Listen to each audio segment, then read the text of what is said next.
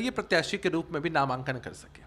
आपने वो पूरा मेलोड्रामा देखा बेहतर तरीके से, किस तरह से कांग्रेस पार्टी ने उनकी पार्टी का विलय अपनी पार्टी में करवा लिया, शायद इस बात का आश्वासन दे करके कि पूर्णिया की सीट मिलेगी। और क्या रवैया रहा राष्ट्रीय जनता दल का, वो भी आपने देखा। तेजस्वी जी ने साफ कर दिया है कि उनके उम्मीदवार को भी नहीं चुनने वाली है वहाँ की जनता।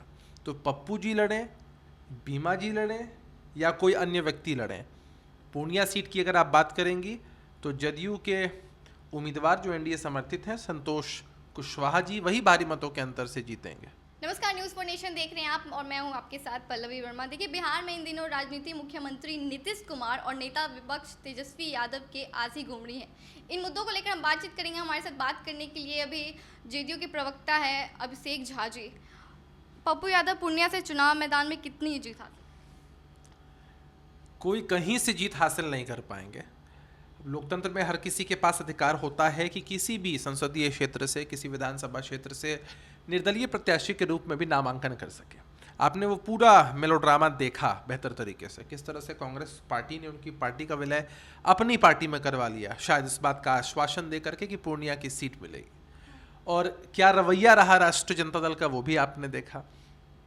अभी हाल में तेजस्वी जी का एक भाषण वायरल हो रहा है जिसमें वो बता रहे हैं कि या तो इंडिया को चुनो, नहीं तो एनडीए को चुनो। भाई साफ बात है, भाई तेजस्वी जी ने साफ कर दिया है कि उनके उम्मीदवार को भी नहीं चुनने वाली है वहाँ की जनता। तो पप्पू जी लड़ें, बीमा जी लड़ें या कोई अन्य व्यक्ति लड़ें, पूर्णिया सीट की अगर आप बात करेंगी तो जदयू के उम्मीदवार जो एनडीए समर्थित हैं संतोष कुशवाहा जी, वही भारी मतों के अंतर से जीतेंगे।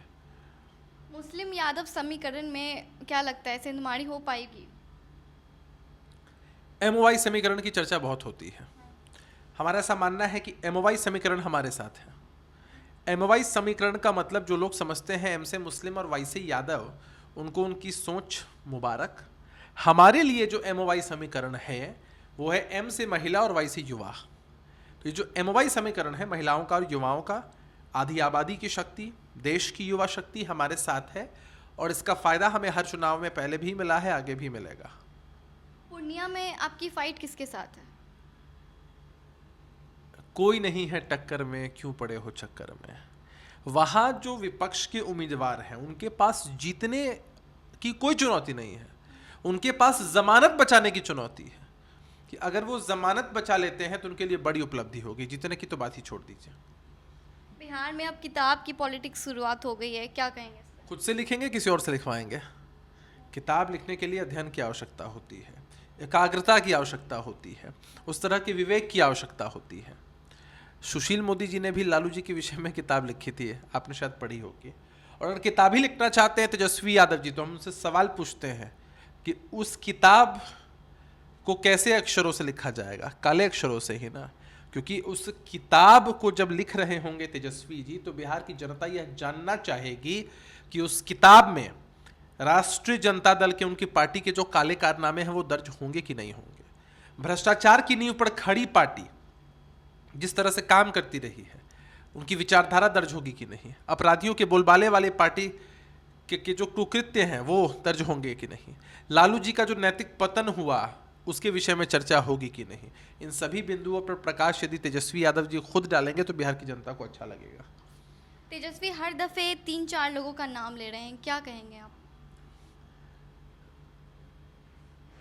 कुछ तो लोग कहेंगे, लोगों का काम है कहना। और तेजस्वी जी के पास कंटेंट की बहुत कमी हो चुकी है, इसलिए इस तरह से दिग्भ्रमित करने वाली बातें कह रहे हैं। नीतीश कुमार जी ने अपने बुद्धि, अपने विवेक, अपनी युक्ति, अपनी नीति की वजह से जनता के दिलों में जगह बनाई है, आगे भी बनाएंगे। आपके विरोधी आपके नेता को पत्र लिख रहे हैं, क्या कहेंगे? कोई लिख सकता है पत्र, आप चाहे आप भी लिख दीजिए।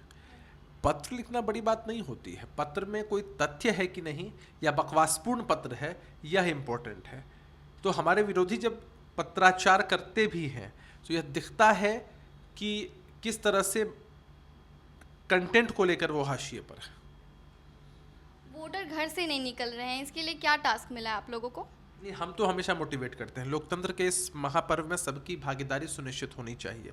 लोगों को समझना चाहिए कि उनका एक एक मत बेहद कीमती है इस देश के लोकतंत्र की मजबूती के लिए, संविधान की मजबूती के लिए। लोग घर से नहीं निकले, उसके बहुत सारे कारण हो सकते हैं, लेकिन हम ऐसा मानते हैं कि महागठबंधन के वोटर्स अपने नेता की पद्धति को देखते हुए घर से बाहर नहीं निकले। जिस तरह से तेजस्वी यादव जी एसी से बाहर निकलने में संकोच करते हैं, लगता है कि उनके जो कुछ वोटर्स और कुछ सपोर्टर्स हैं वो भी एसी से बाहर नहीं निकले और इसका सीधा खामियाजा महागठबंधन को भुगतना पड़ेगा। आपके विरोध के नेता ये भी कहते हैं कि पुराने समय में क्या हुआ इस पर अभी चर्चा करने पर कुछ होगा नहीं। अरे हमारे विरोधी कुछ बोले उससे क्या फ़र्क पड़ता है, हमारे खिलाफ ही बोलेंगे ना। तथ्यों पर बात करने की उनकी क्षमता और हिम्मत नहीं है।